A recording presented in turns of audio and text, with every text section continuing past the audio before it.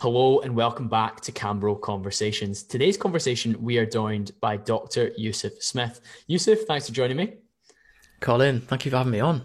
Excited to dive into this one. And I think to bring the listeners up to speed, my first question for you would be, how did reading David Deida's book, The Way of the Superior Man, lead to where you are today? What an opener. Yeah, so this was a book that had a significant impact on the trajectory of my life. It is a bit fancifully titled, but I can guarantee anyone who picks it up, it will change your life. Basically, I was working in an investment bank, or an asset manager, I should say, since your listeners are aware of the difference. And it was really a default choice. Johnny, my business partner, and I had both gone into degrees that were just kind of maths, economics, business, that kind of thing, and just the default choice of going into the standard grad scheme. And I started to get a bit of a pain in my soul, a bit of an ache over time. And reading this book and realizing that if I work hard and get my head down, I'm going to just end up in the position that my boss is in 10 years' time. And there was a chapter in that book. There was two chapters. One of them was talking about the layers of an onion and how this represents your purpose in life, and that as you go through different phases in your life or different epochs, the outer layers fall away, and if you try and hold on to them, you're just being inauthentic, and people can feel that inauthenticity.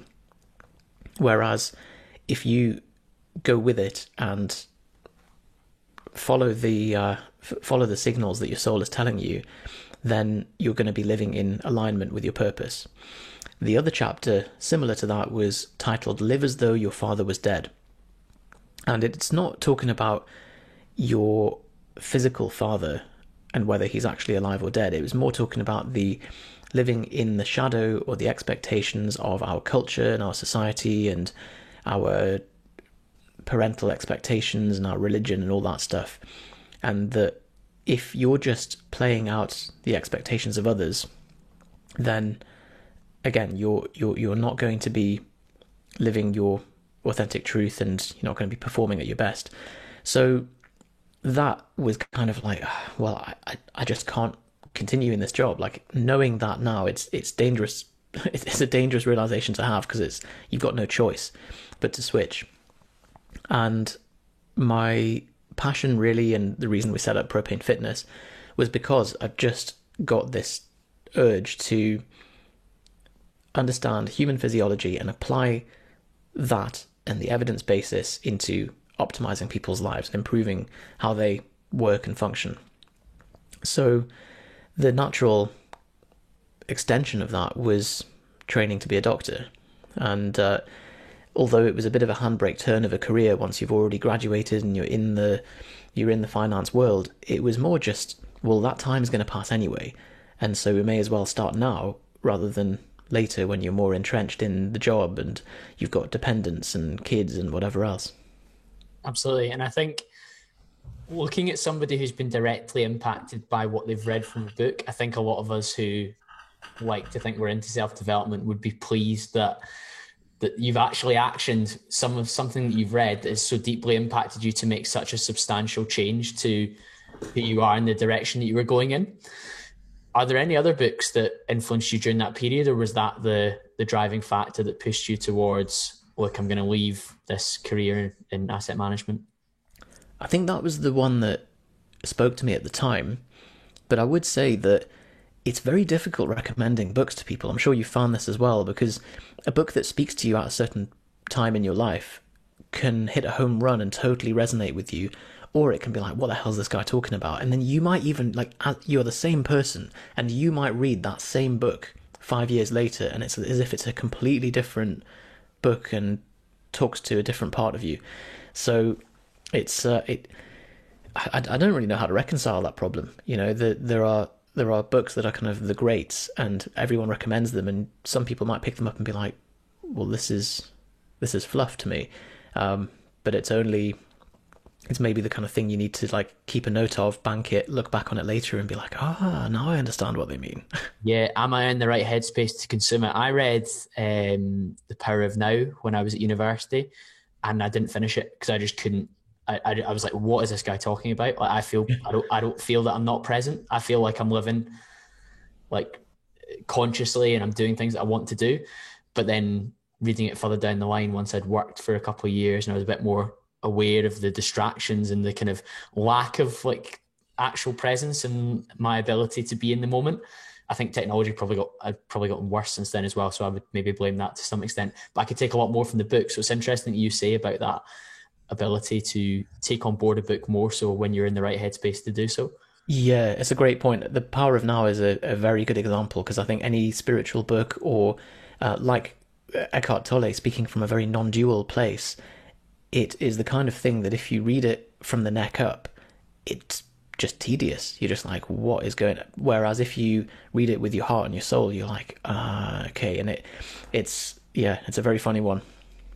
If that book influenced you, what were the other driving factors? You mentioned there that whole onion analogy where you're looking around and like, are you following your true purpose? You're looking at other people within the organization and shaking your head thinking, I don't want to be like that. And that actually draws parallels with Johnny, your business partner, who was saying he was looking around at KPMG and somebody was happily putting in the extra 2-3 hours after work when he would much rather go and train, and then he would rather do his work for Propane. What was it like for you looking around? Yeah, I think very, very similar. You've got people who, and you know, I should probably clarify. I'm not casting any judgment on these guys. I think they're super impressive people, and actually they've got much more grit than I have to work in a corporate environment and grind away at something that to me was so abstracted and so far outside of something I could really get behind. And I remember Johnny saying, something similar, that he kind of looked around people in his company that were able to suspend reality enough to say like, right, these are the parameters that I'm working in and I'm going to fully throw myself into it. Whereas I think for him, particularly in audit, where you're looking at, let's say you're reconciling some company accounts or verifying some data that really has no material impact, that like if you turned up and you just were like, yeah, it's fine, whatever, it would, the worst case scenario is that it affects how it's shown on a shareholders report, and that probably won't impact the stock price really. And you're like, well, what am I doing here? Like, and it was kind of the same that, you know, in my simple mind, I just felt like I had to have that patient-doctor relationship, like, or coach-client relationship of someone comes to me with a problem, I do something that has a direct impact on them, and I see the improvement. And I just had to have that very simple closed loop. Maybe that's naive and very basic of me to feel like I need that, rather than knowing that I'm working in this big system that doesn't have a very tangible or more abstracted effect. But that's just the way that I'm driven, the way I operate. Yeah, it speaks a lot to fulfillment, doesn't it? Where you want that fulfillment of impacting on somebody else's life in a positive way, rather than being part of maybe like a hamster wheel that spits out some result, but a result that you didn't feel was tangible. So can I share a framework with you that I think really helped make the decision for me? And I think for anyone listening, this probably would help if they're struggling to piece together what they should be doing or what direction they should take. And that is looking at your life and your career as generating the four currencies. So money, freedom of time, freedom of location, and satisfaction. And it's a very personal decision as to how much you value each of those things. It may be that if you get satisfaction from your job, and I think that you know, you can get that from any job really. Like the more enlightened you are, the more able you are to get total joyous satisfaction from a job that other people would see as very mundane or very kind of random. But that's that depends on how you're wired. And obviously you've got money, so if you're doing a job that's deeply satisfying but you're being paid pennies, then some people would love that, some people would that would be a deal breaker. And then freedom of time, freedom of location. Luckily, the last couple of years has opened up a massive opportunity for freedom of location and freedom of time. You know, do you want to do a Johnny and train in the evenings and have time with your family and things, or are you happy to really throw yourself into your work and for that to consume the majority of your day? And I think when you think of it in those terms, you're like, okay, what is the ratio that I want, and how can I set my life up to satisfy that? Yeah, absolutely. I think that's such a useful framework. And like you say, there are definitely people who will be able to gain fulfillment from roles that other people would look at and shake their head in disbelief. Like previous generations, there's people that have worked in like really quite process-driven factory roles, almost like manual labor, that would never really have grumbled about their job the way that you or I or our current generation would think much more so about, like, is this giving me purpose? Is this giving me fulfillment? I think it was a lot more of a functional approach to work. Yeah, and I think actually manual work has a very high satisfaction rate. Cal Newport talks about the sword maker and joiners and things like being, because you're physically, there's something about our hard wiring as humans that if you're physically making something, it's like, right, there it is. Whereas like if you sat processing spreadsheets on a computer all day, it's I feel like our ancient brain can't really figure out what we're doing. Yeah, we haven't quite adapted yet. We haven't quite sped up yet. And equally, I think I saw people speak in the last year about the loss of connection, because for all that we're very privileged to connect through Zoom, Yusuf, and put out content, and hopefully that helps the people that listen to it. But you do lose an aspect of sitting down face to face. I don't know how many of your podcasts you've done face to face. I know you all appeared with Chris and Johnny on Modern Wisdom many times face to face, but that's been limited in recent probably 18 months probably. But the loss of connection for people through technology as well is probably a big thing in career satisfaction too, versus if you're together on a production line in a manual force, like, or working together in a garage on a car. It's very different, isn't it? That's a really good point. And again, I guess that comes down to your temperament, doesn't it? How much you want to be with people. And it sounds so obvious to say, like, if you pick a job that's super solitary, if you're running a lighthouse or you're a video editor or something that's like super solitary and you thrive on people and you're an extrovert, then of course that's going to be difficult. And some of it is also just dose response. Like, after a 13-hour A&E shift, I don't want to see another person. Like, I'm absolutely, you're just being pounded. Whereas for others, they'll come back home from work and just be desperate to speak to someone. So I guess that maybe feeds into the choice of a partner as well. Yeah, absolutely. So you mentioned there about A&E, and that probably leads me into asking a bit more about your medical career, because not only did you want to leave the corporate environment and pursue propane fitness and propane business, but you wanted that patient-doctor relationship that you spoke about. What do you think was the primary driver for making that decision? Obviously, you've mentioned patient-doctor relationship, but what else was pushing you in that direction? Because that's even more unusual than the quite stereotypical story now of didn't like the corporate world, I wanted to pursue my passion, fitness, and helping people, which is quite common in terms of podcasts I've heard before.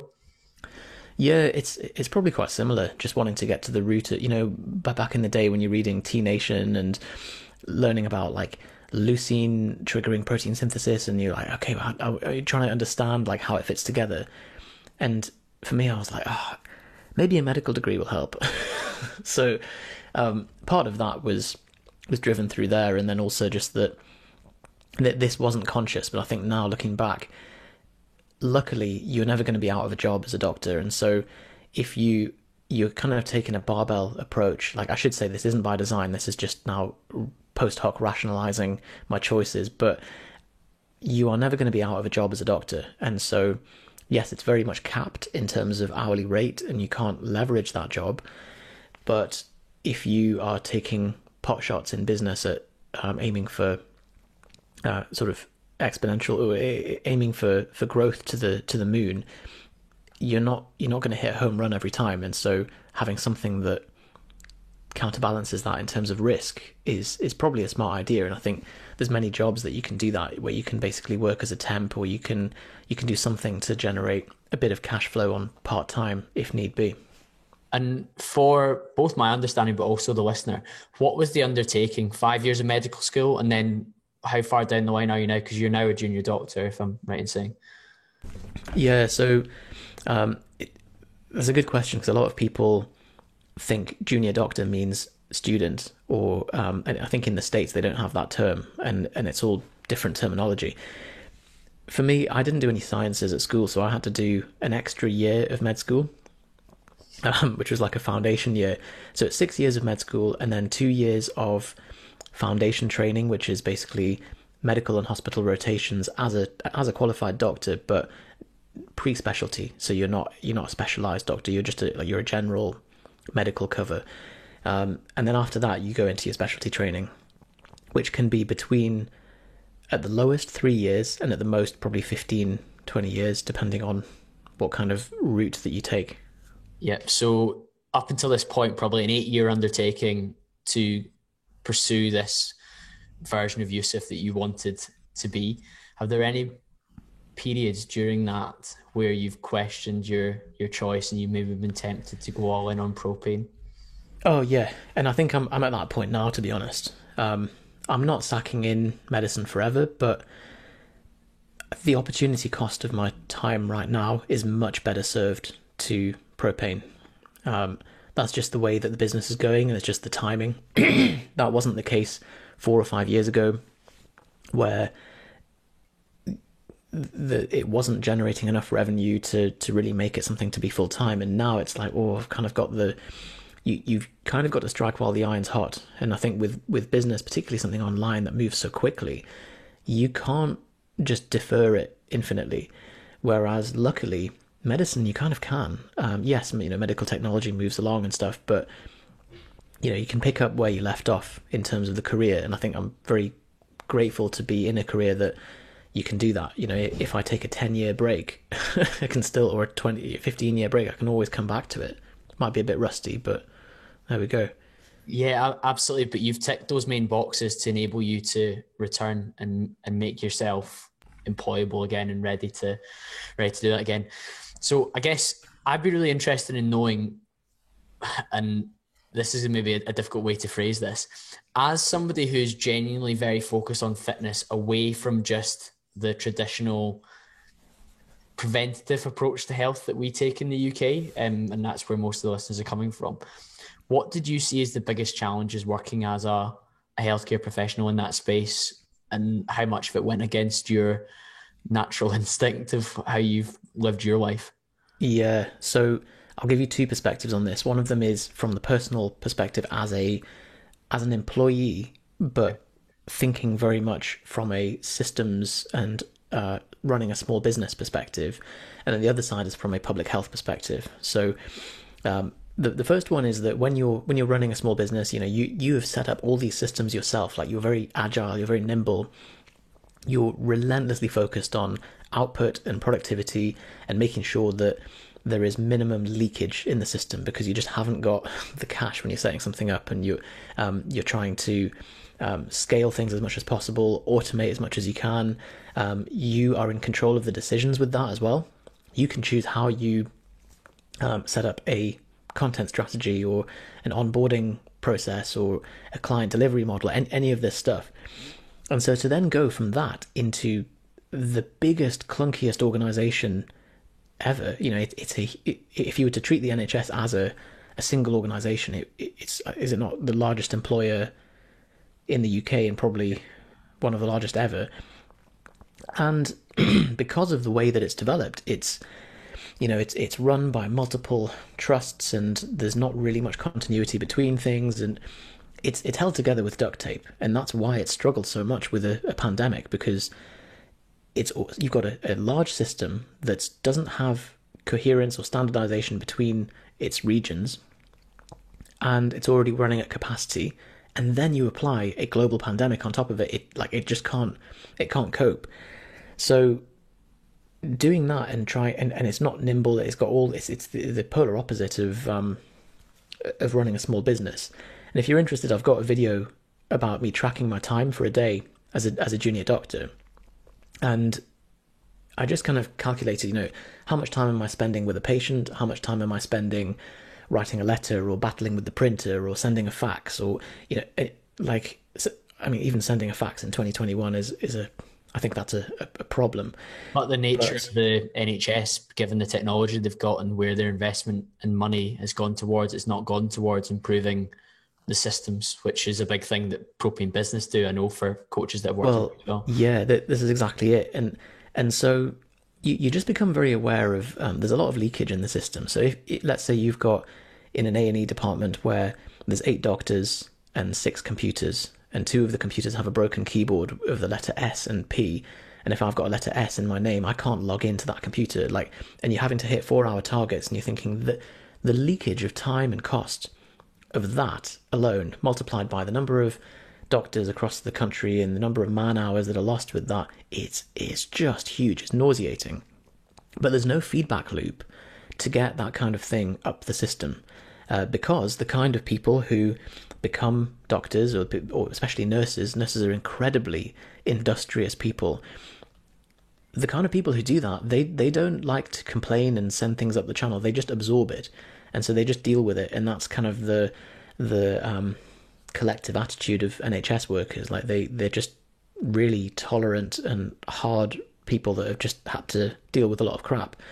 Not to mention, the crap that you get from certain patients in somewhere like A&E or whatever. So yeah, that sorry for the rant there, but that's my perspective from a systems perspective, and I think there isn't really a clear solution to it. I know that EY or PwC have tried over the years to fix bits of the NHS, and a lot of the time they're like, well, it's going to need a whole rehashing from the ground up. Like, it's not something you can just come in at this point with computers running Windows XP and fix it across the board. It's also so politically sensitive to make any large changes to the NHS as well, and that's not even opening the privatisation public sector Pandora's box that you could do when it comes to the NHS. But having any sort of major surgery in terms of realigning where decision making sits is just such a difficult thing to do. So I can imagine, no matter whether it's EY or PwC or anyone with a really credible plan for it, it would still be very, very difficult to implement in real terms. Yeah, absolutely, because you can't interrupt the patient care. And so changing a system, you've got to keep the service provision as it is and do something on the back end. And as you say, you're very limited on what you can do there. And then from a public health perspective was probably the second angle that you could come at it from. I'd be really interested to hear what you've got to say on that. Yeah, so I've just been working in a GP practice for the last few months, and personally, I can't speak for other doctors, but I love when a patient takes ownership over their health. When they come to me and they say, like, right, I think I've got this, I've been reading about this, this and this, or I've even, you get the occasional person that's like, I've paid for blood tests from this website and here's my results. And I love that. Even if they're wrong, and quite often you get someone who's way off the mark with it, or they've got some dodgy test and it's not valid or whatever, but they're taking ownership and they actually they've come to you and it's a shared problem solving. The thing that I can't deal with is someone who comes to you with 20 years of neglect of their body, and they're basically like, solve my problem, please. And the ball's in your court, and they're completely resistant to any of the basic lifestyle advice of, stop smoking, lose weight, start some exercise, get, and it's I think it's because, and I'm sure you've experienced this as a coach as well, that those answers are not sexy. Just give me the pill, man. I don't want any of these lose weight, okay, whatever. But it's such a difficult battle to fight, because the unsexy answers are the things which are going to fix things, but they're not going to fix 20 years of physical neglect overnight.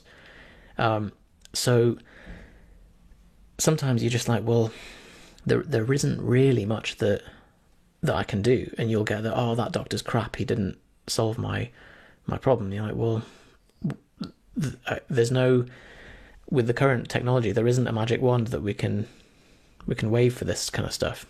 Yeah, and I think it speaks to perhaps our position in the question at the start. You're somebody that has a proactive approach to your own well-being, and it can be very difficult to understand, or even, I don't want to say sympathy or empathy, but understand where somebody's like maybe neglect has come from. And quite often, like I think when further down the line, we will look at a lot of what we see when it comes to obesity almost as a mental illness, given that some people maybe treat food as a coping mechanism. And as we become more aware of mental health and well-being, it's quite likely that we will start to understand more about where like large scale, perhaps disordered eating rather than eating disorders come from. Yeah, huge overlaps with trauma, with childhood trauma and obesity. And I know I probably sounded a bit like a grumpy old man there. I don't mean to be callous and say that it's their fault or that it's self-inflicted, but it's more that and we all have our vices. But yeah, certainly, as you say, that the big health challenges that we face in the UK, we're a developed country. We're not dealing with typhoid and these kind of infectious diseases and trauma and stuff as much. It's more chronic diseases of ischemic heart disease, liver disease, diabetes, obesity, that kind of thing. And these are all highly related to something called the ACE index, or the ACE score, Adverse Childhood Experience score. And it's frightening, actually, because if you look at I'll have to find the questionnaire, but it's questions like, as a child, did you ever see your dad hit your mum? Were you ever touched inappropriately by a relative? Like, did you ever go hungry at home? And all these like really horrible kind of childhood experiences. And the score that you get for that is so tightly related to rates of COPD and liver disease and obesity that it's a losing battle. Like, it's someone who's had those experiences has to have an overwhelming force to kind of get back on top of things. Yeah, that's interesting, but equally potentially quite harrowing as well when you consider it's very hard to turn that around. And fitness is certainly one of those ways that when people gain a real affinity with the gym and self-improvement, that can be a route out of that. But it's very interesting, the correlation between negative childhood experience and then down the line using potentially food or alcohol, potentially a combination of both, as an outlet to escape from what's going on inside your head. I know a lot of us use different vices, like you say, for distraction. Some of those more positive than others, some of those more negative than others. And my follow-up question to that, Yusuf, would be to understand what alternative strategies you would put forward, because we're speaking there, the real problem is a lot of people are almost at the moment seemingly unable or unwilling to take ownership on preventative measures before they end up sat in front of their GP 10, 15, 20 years down the line, heavily overweight with health problems. Yeah, I agree. And some of this is, I'm not going to say inappropriate use of the services, but it's inappropriate direction of, you very often, especially in the GP practice, a lot of the stuff that comes to you, it's by default arrived in your clinic as a GP, but it's not really a medical problem. It's a social problem, or it's something that's a bit wider, or often a mental health problem. And as a GP, you've got 7 minutes maybe to get into the details of someone's anxiety or grief reaction or whatever, like that you can barely scratch the surface. And so, luckily, and I'm really glad to see this happening. In the practice I was working at, there was a big social prescribing team and a big mental health team. And so being able to have those, that again, it's not very sexy because mental health stuff is very underfunded, it's very slow, and it requires a lot of engagement. Same with social prescribing, but that's the stuff that is going to pay off in the long term, isn't it? So it's great to see that that's the case. And I think expanding that over the long term, the problem is, as you say, the politics of it, like the ROI is much longer. And so whether that's ever going to be funded large scale, it's a false economy not to, but yeah, there we are. And I think really the ultimate goal, if I was to be designing a system, would be to create a primary care referral service for personal trainers and coaches. I just think it's a no-brainer. You've got a massive health industry, and you've got a massive, still untapped patient population that desperately need these kind of preventative health services, and there's no clear kind of referral pathway or service to integrate the two.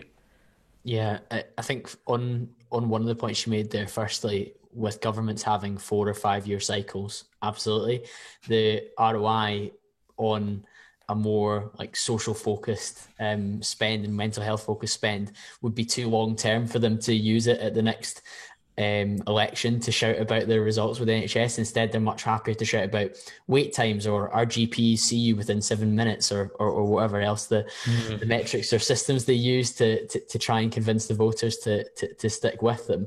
And then that second point about integration of actual fitness professionals into the health service, I mean, it's the first time that I've heard it, but it sounds like such a common sense approach to use people who are experts in that space. And that's not to be unfair towards GPs at the moment, because they close in the name general practice.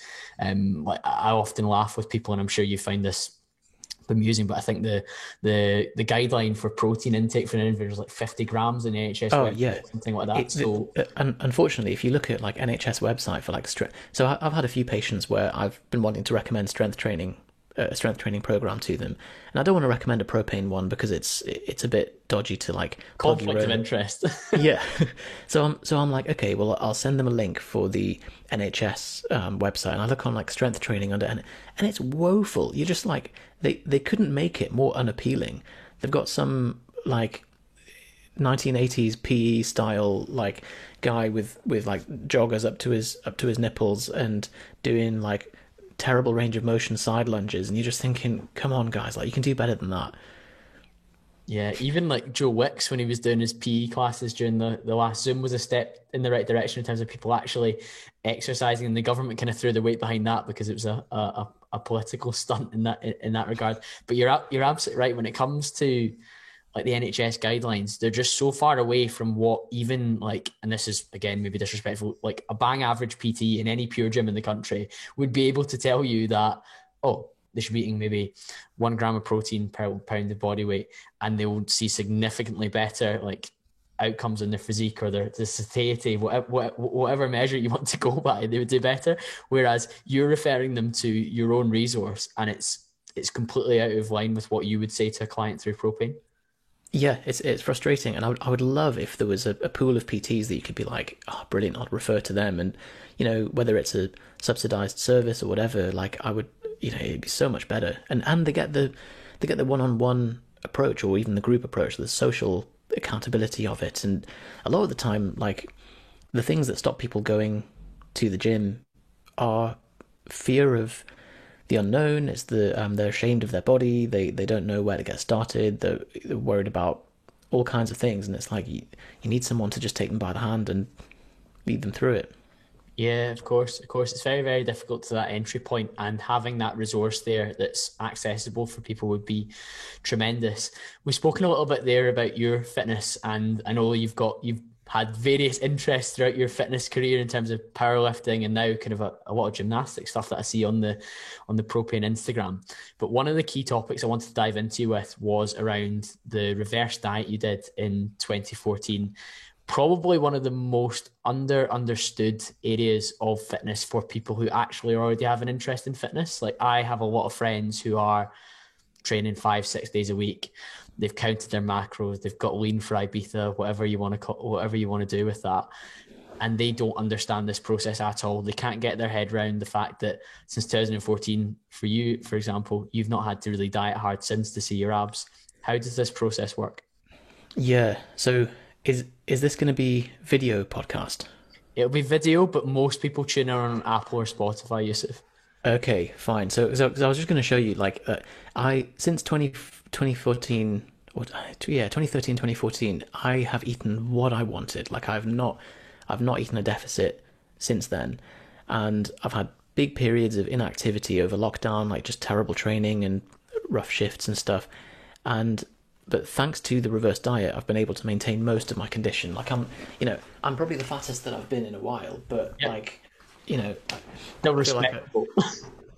Yeah, still kind of outline of abs visible. So I think this is this is something everyone needs to do. The most frustrating thing to see is people going through cycles of bulk cut and just spinning their wheels, and you end up like only looking good for a very small period of the year as well.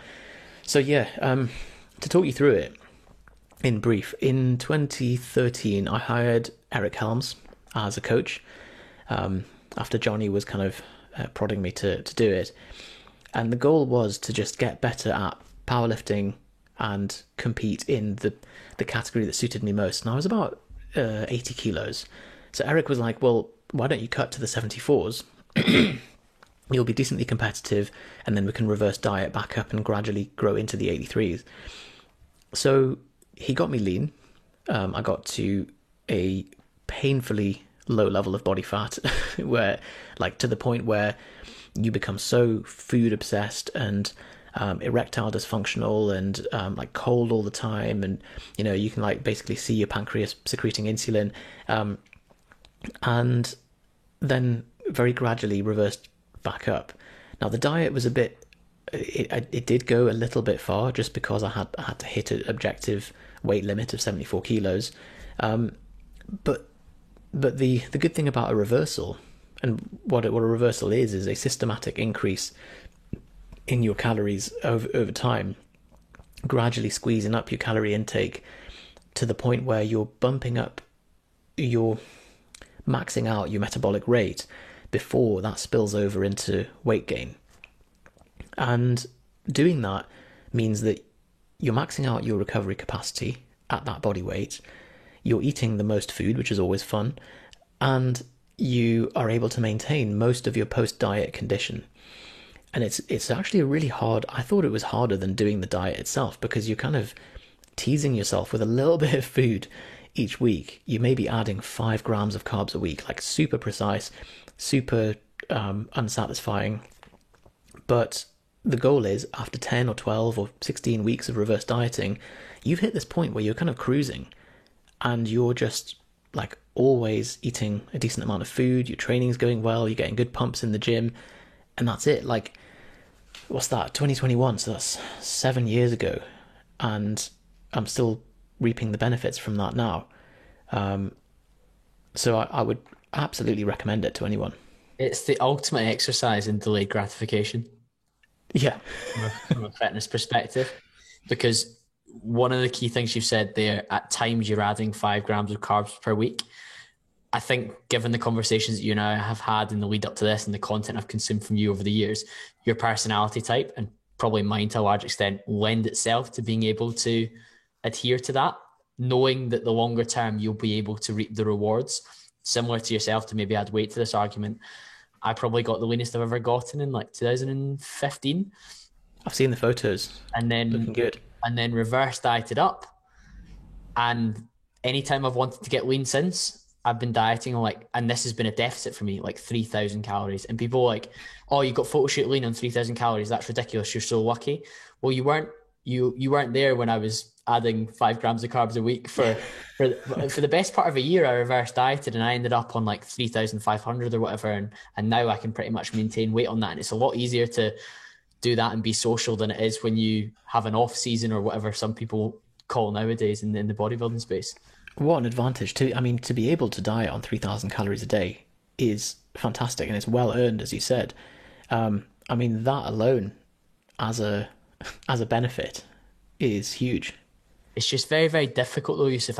I think there's a few caveats, like particularly if your personality type doesn't lend itself to meticulous tracking for a long period, or you ever have problems with a relationship with food, or you've binged to any real extent during your dieting phase, like your cut, then you're maybe somebody that needs to go up quicker to like a higher calorie intake. Yeah, for sure. And I think I've probably not, I'm still relatively lean. I've probably not maxed out the rate of muscle gain that I could have made in that time. And if I was a bit more aggressive with the calories, like, yeah, a bit of fat gain is inevitable unless you're on a lot of drugs. And that would have been better if I was wanting to, purely optimize for muscle gain and size. And so, as you say, if your personality type if you don't mind having a bit of extra body fat and your personality type is to like not do things by halves, then going for like, I don't know if you've seen a guy called Emil Goliath, or he was an A&E doctor and anesthetics trainee who quit medicine now, but he's huge and he's natural as far as I know. But he used to be a strongman, and he I don't know how tall he is, but he bulked up to 143 kilos, pretty fat, but just got hella strong while he was doing it. And now he cruises at around 100 kilos, pretty lean. And so, yeah, if you want to go really hard on it and maintain a good level of muscularity, you're probably going to have to get quite big first. Now that comes with all of the musculoskeletal and endovascular downsides that you would get from gaining a lot of weight. But yeah, it depends on your goal. I think just to dive into the science behind the reverse diet as well, those small increases, what is it about those that enable you to long-term eat more food at a relatively low body fat? The theory is that small incremental increases in your calories allow your body enough time to try and maintain homeostasis, which is what the body always wants to do. It doesn't want to have to adapt. It wants to try and stay as stable as possible. And so the idea is that you're kind of tricking your body by just squeezing the calories up slightly, and as you say, needs a lot of precision to the point where you can do it without body weight changing, and your metabolism just keeps like squeezing out a little bit higher BMR. As to whether the data supports that, I think it's still a bit murky. We're still going to find out whether that's the case, and it may also be that some of it's behavioral and but anecdotally, it certainly holds up.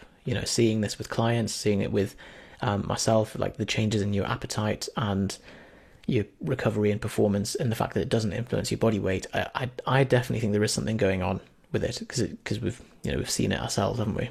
Yeah, I've seen it with yourself, myself, a couple of people on Instagram who, like me, are eating well over 3,000 calories, very, very lean, not doing anything crazy when it comes to exercise to justify or to output that level of calories either. It's not as if I'm talking about some of the guys that I spoke to, a guy that's a hybrid athlete, Fergus Crawley, who his output's so high. Of course, he's eating 4,000 or 5,000 calories a day to maintain his body weight. But it's normal guys who do a relative step count and they train hard 5-6 times a week in a gym to justify that. So it's really, really interesting that the reverse diet is a carrot or an approach that some people can take to lead to greater freedom down the line.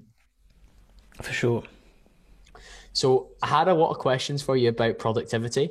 In terms of time, how are you for that, Yusuf? I don't want to. Yeah, no, I'm open. Yeah, because this is where the listeners are just going to get their minds blown, in my opinion.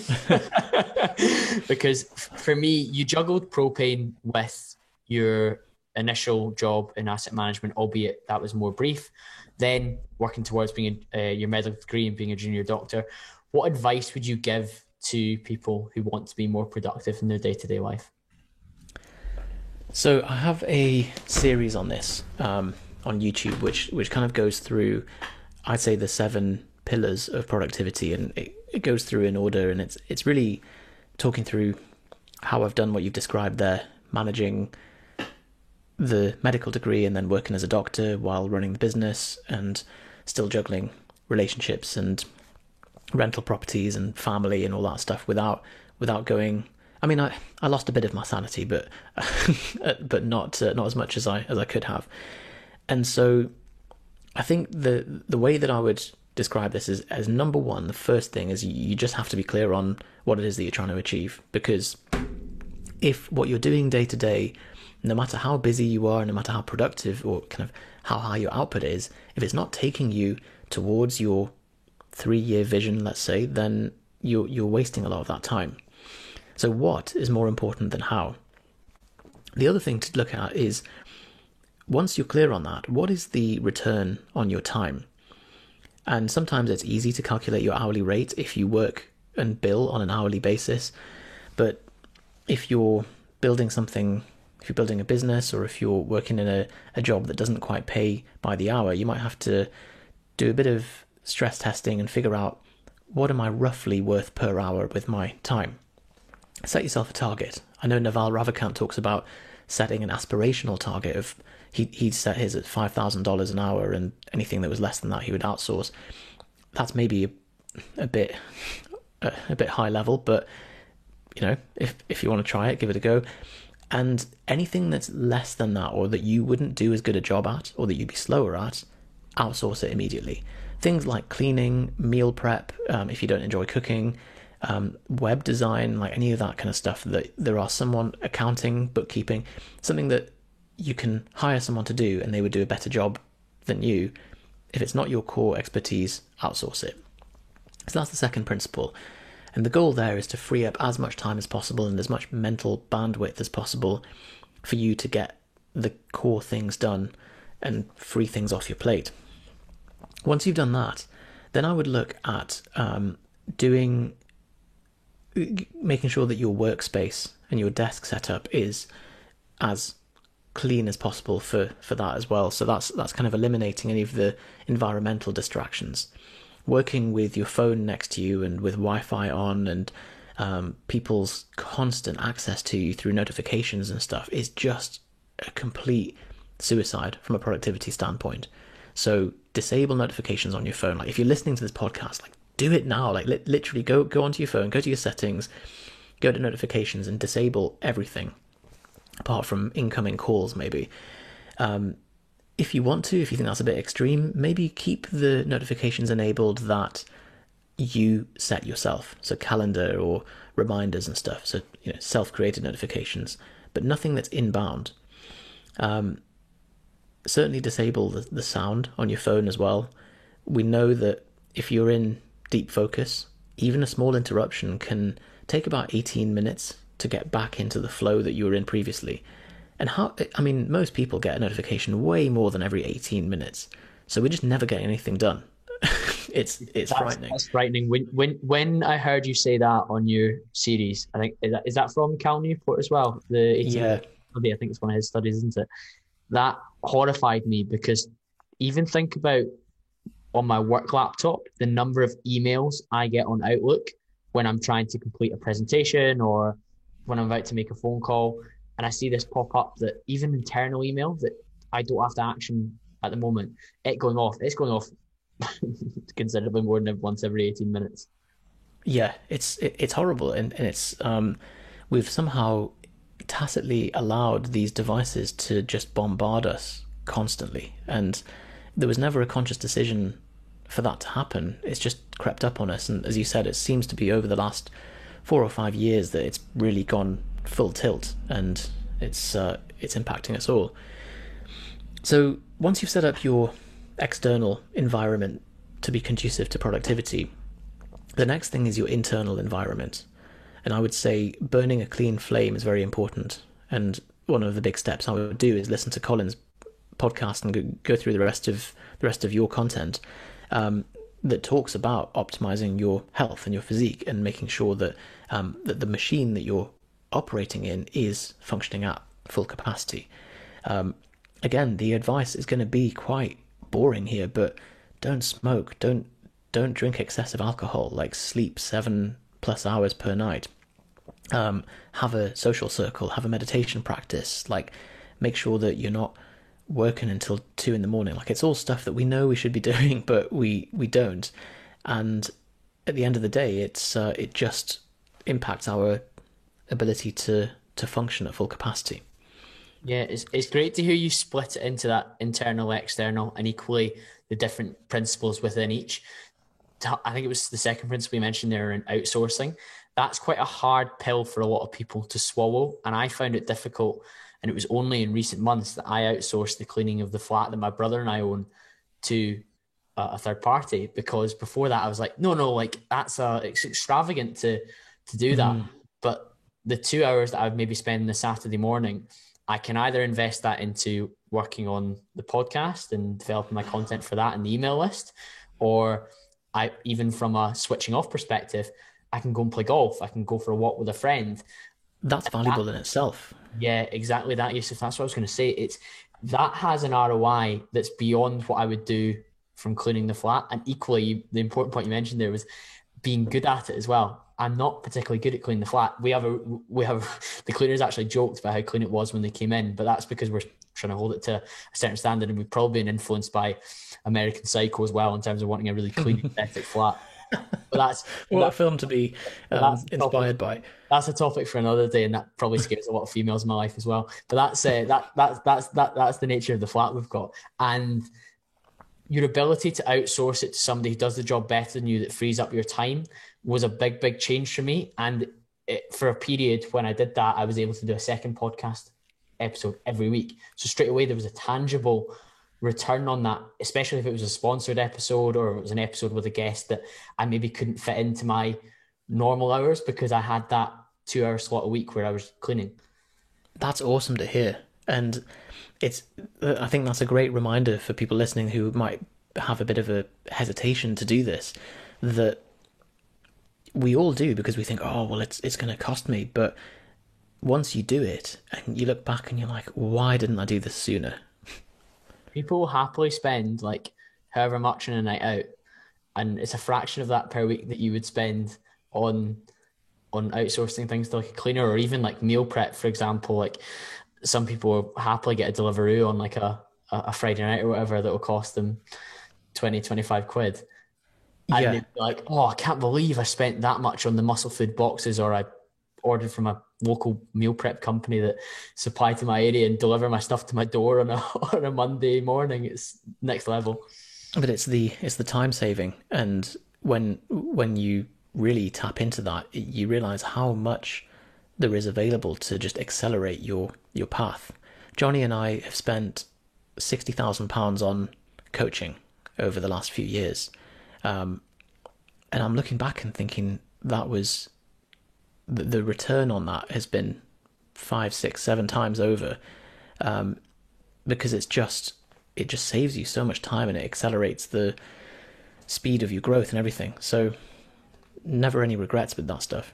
Yeah, massive on the outsourcing. I think to touch on the other point around environment, you spoke there about avoiding distraction through notifications, having a clean work environment as well. What do you feel's, I guess no, that's maybe not where I want to go with that. I'm interested to know, how important is the physical environment in terms of how your desk actually physically looks? What does yours look like, for example, Yusuf?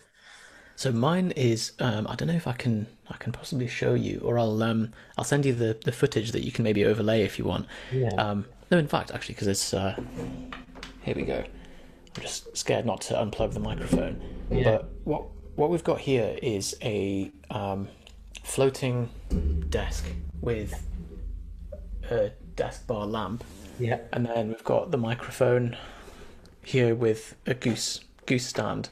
Yeah. And then the desk itself is just plain with just the papers that I'm using today and a speaker, but it's made of kitchen surface that fits into this bay window so that I've got natural light.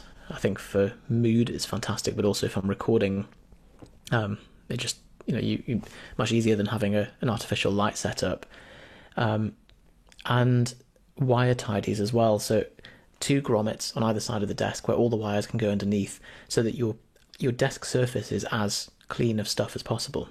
There's also this, I don't know if you can see it there, a hourglass. Yep, I see that. So you can set that lasts an hour, and you set that if you're doing a task, having it on your desk, and then having a physical visual reminder of how long you've been spending on a task. Yeah, that's so interesting. And I think a lot of the time we overlook physical environment, and when a lot of us were, I'm going to say, forced to work from home with the pandemic, some people's environment, it was very, very difficult to get it into a place where they could actually feel productive. And I know people went from like one extreme to the other, like loving working from home because of the freedom it bought them, the extra time back from the commute. Again, the outsourcing of time is a big thing if you're not commuting to and from an office. But physically being set up like hunched over your kitchen table or hunched over your bedside table with like a laptop and your phone sitting there, it was just no wonder that people started to lower their mood and hark for the chance to go back to an office where at least largely, although open plan offices are certainly something that I would ask questions about, is a real something that people would want that level of structure back to be more productive again. Yeah, really good points. And now that working from home has become more accepted, I think we're going to see much more home office setups. I mean, at the end of the day, this is my bedroom. Ideally, I'd love to have a separate room that was just dedicated as an office, but because I can't do that, at least this half of the bedroom, like I'm never here unless I'm working. Like there's nothing fun on this this side of the room. But yeah, you know, if you have the space, certainly having a sacred room, a sacred space that is just, and you know, just for your unconscious mind and your kind of from a feeling level to know that when I'm in this room, I'm in work mode, and when I'm not, the same as the standard sleep advice of only use your bed for sleep and sex, so that you're not like sat working in bed and giving yourself mixed signals. Yeah, it's huge, isn't it? The last question I'd want to ask you when it comes to productivity is you've spoken before about the need for an external brain. In fact, I saw a tweet where you listed a few things that you don't trust people that they if they don't use Alfred, or if they've got a cracked phone screen, or if they have notifications on. We've tackled the notifications, the cracked. I'm such a bastard. Yeah, well, I like it too. Don't worry. We've tackled the notifications. Cracked phone screens, pretty self-explanatory. That gives me the fear as well. But what is the external brain all about? What's Alfred? So Alfred is the love of my life, my best friend, my joy, my heart. No, it's a effectively Spotlight on steroids for Mac. So if you're not using a Mac, then just stop listening to this podcast right away. But yeah, you need to, having had to use Windows computers during the day at hospital and then using a Mac, it is like stepping out of the 1980s and going into the future. Like the output and the return on getting an Apple device is just astronomical. Minimizing the amount of friction that you're spending with a computer, waiting for a computer to do something or to try and find a file and all that stuff. Like you open a file or click on something thousands of times a day. And if that takes you an extra 3 seconds, as a very conservative estimate, that's so much time that you're wasting. And the problem that is not just the time spent, but it's if you're waiting for a computer to do something, or if you take a bit longer to do something each time, that opens up a window of potential distraction too. So any of those moments is a time where you might be like, oh, the computer's loading, let me just check my phone, let me just open my inbox. And then before you know it, half an hour down the road, you forgot what you're even doing, you've been derailed, and that's cost you hugely. So Alfred, I'm just looking at my usage stats here. I've used it 64,000 times in the last 6 months. 300 times a day. So it's something that just it replaces Spotlight, allows you to do a lot of quick actions. And I'm not really selling it here, but the best way is to look at, I can send you the link for a full guide that we have on getting Alfred set up on your Mac. Yeah. But I got so much feedback from that, people being like, how did I not know about this? This has completely upgraded my life. The other question you said was an external brain, which is just simply that the need for this is that we are living in a world where, particularly if you're a knowledge worker or if you're a professional corporate environment, where you're dealing with so much data flying back and forth. And a lot of it needs to be archived, it needs to be kept for later and retrieved and captured. And so if you don't have a systematic way of doing that, if your way of doing that is a folder with Microsoft Word documents inside, then that's not a scalable approach. It's not a way that you can quickly navigate this. So you need an external brain to be able to capture your ideas, to be able to write, and to be able to think. And it has to be zero friction. You need to be able to quickly find and reference things and go into your brain, pull out what you need, and it has to have zero friction.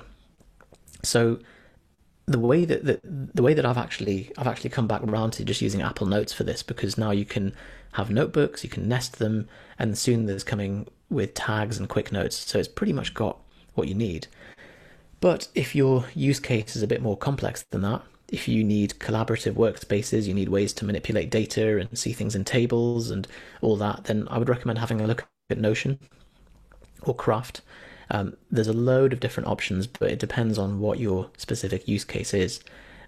If your work involves lots of long-form writing, lots of cross-referencing ideas, if you're an academic or a writer, then have a look at Obsidian. That's where you can link ideas and have multiple, effectively, post-it notes on a page and arrange them around. And that's if you're more of a thinker, philosopher, writer, creator, where you would benefit from ideas having sex with each other, cross-pollination of ideas. So it depends on what it is that you're looking for, but the main point is you need to have an archive and an index that you can quickly access and quickly bang out stuff to people.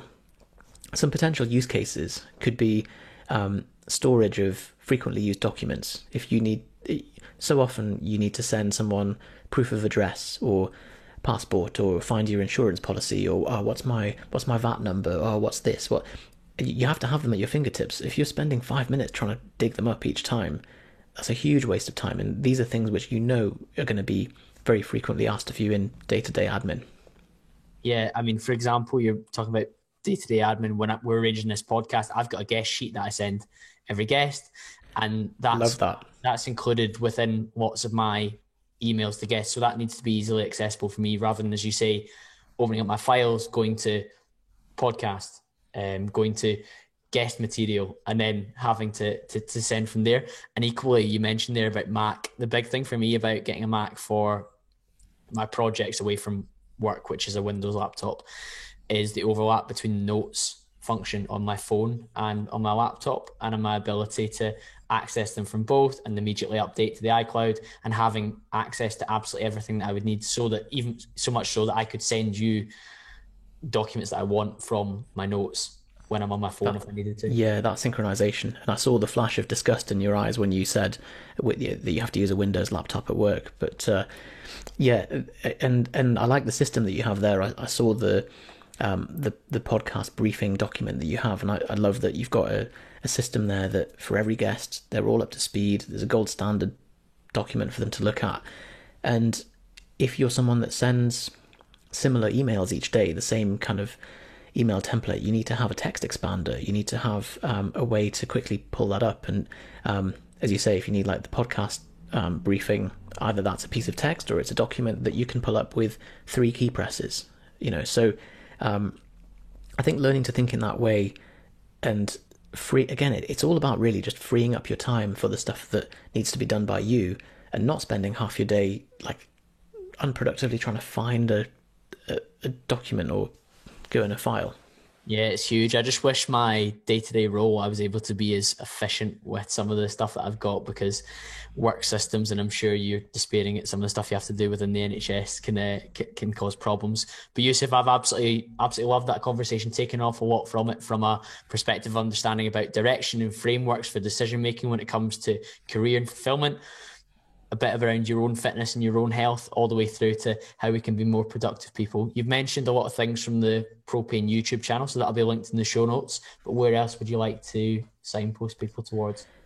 So I would have a look at our YouTube, our Twitter, and our Instagram. That's probably where we're most active.